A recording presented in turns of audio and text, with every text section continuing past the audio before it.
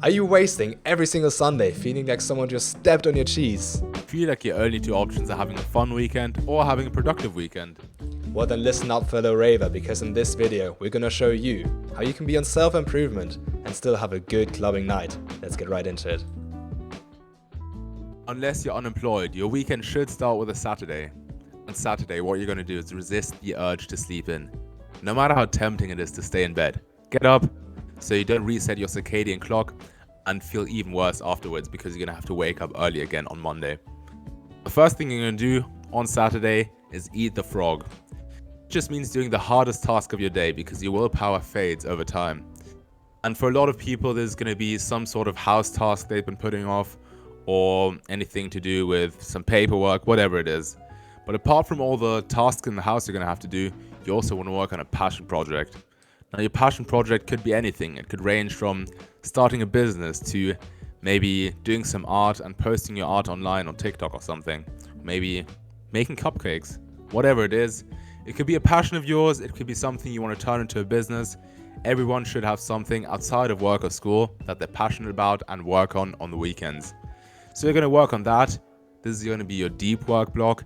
And then you're also going to have to schedule shallow work. This just means doing house tasks, doing any sort of administrative tasks, anything that just doesn't require that much focus, but it needs to be ticked off. You want to get it all done on Saturday.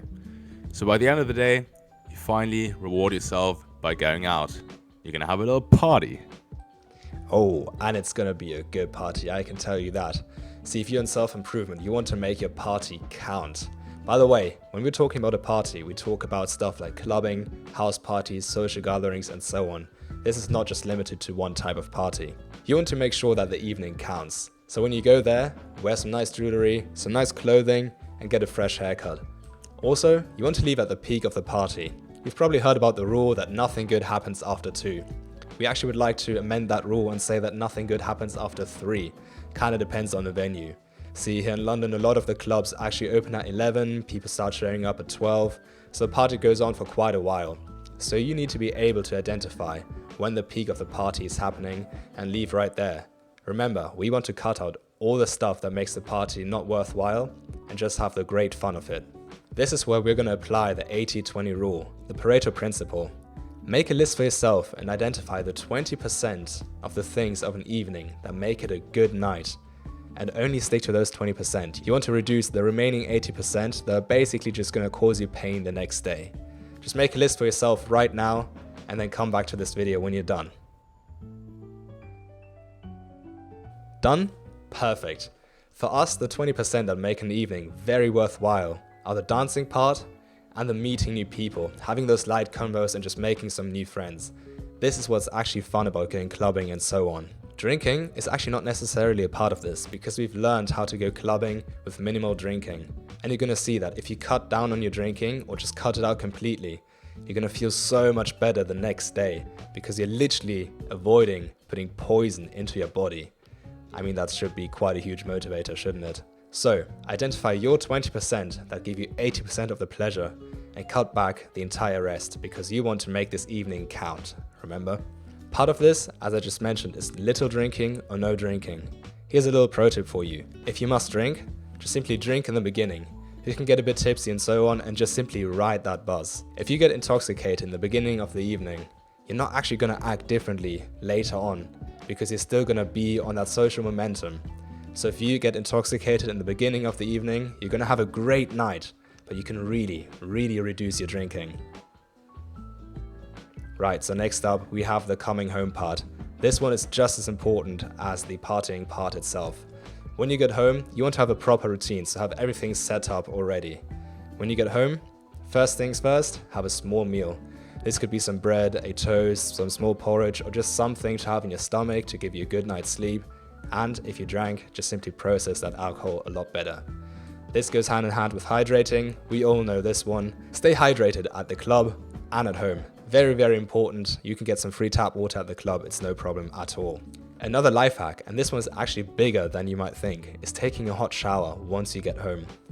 I actually realized this at a great house party that I went to recently, and I took a hot shower in the evening before going to bed. I thought that it would just simply relax my muscles and give me some better sleep, but it actually goes much deeper than this.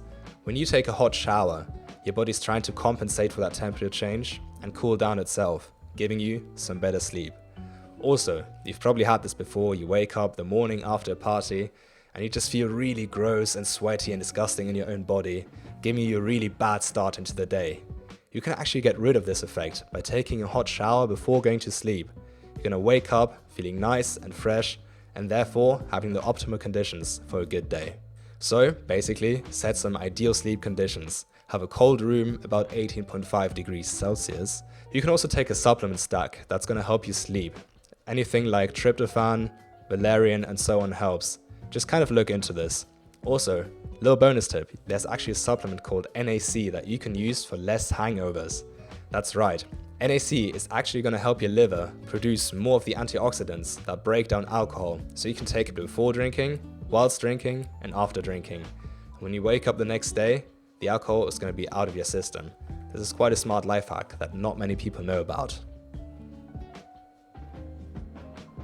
So now it's Sunday, you're waking up, you're feeling nice and fresh, not quite on top of your game, but you don't have that terrible hangover because you were rational, you were thinking ahead, and now you're happy you did it. Just start with your normal morning routine. You can maybe have a shave, you can do your skincare, something a bit more self-care oriented, because today it's going to be your day. You're going to actively relax. Our active recovery is something we're going to cover today. And it's a lot more effective than just passive recovery. Passively recovering is what most people do on weekends. They're going to be laying down on the couch, they're going to be watching some shows, binge watching, using social media, they're going to be drinking, and they're just going to be overly stimulating themselves, delaying their sleep schedule even more and feeling a lot less recovered than you by the end of the weekend. And you've been hustling for 6 days. This is your only relaxing day, and you're going to relax even more than others, because you know how to actively recover. A very good thing to spend your day doing is spend time outside. It's gonna make your weekend feel like you did so much productive stuff and you had a lot of fun. Having fun doesn't only need to be drinking and smoking and going out. It can just be leaving your house, going for a little walk, going for a bike ride. You're gonna look back at that weekend and think, wow, I had some good times. I spent my free day so productively and had some quality time with family and friends. And now you're gonna sit down at the end of the day and journal a bit. What went well this weekend? What didn't go so well? How do you feel at the moment? You're going to reflect on your weekend, see what you can do better, and then prepare for the week ahead. And now that all your tasks are ticked off, you've reflected on your week, you've planned the week ahead, you've done so much productive stuff, but you've also had so much fun with your family and friends. Now it's time to get some nicely earned shut-eye. And you're going to wake up on Monday, and you're going to get that bread. If you enjoyed this banging episode of Pablo's Pill, you might like this one as well. We'll see you there.